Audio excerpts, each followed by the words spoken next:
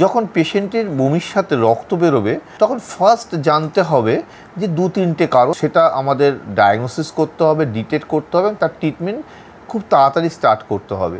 First হচ্ছে gastric বা duodenal ulcer. এটা কিন্তু অনেক সময় ব্লাড ভমিটিং নিয়ে প্রেজেন্ট করে, তার সাথে অনেক সময় ব্ল্যাক স্টুলও হতে পারে, যেটাকে মেডিকেল টার্মে বলা হয় মেলেনা।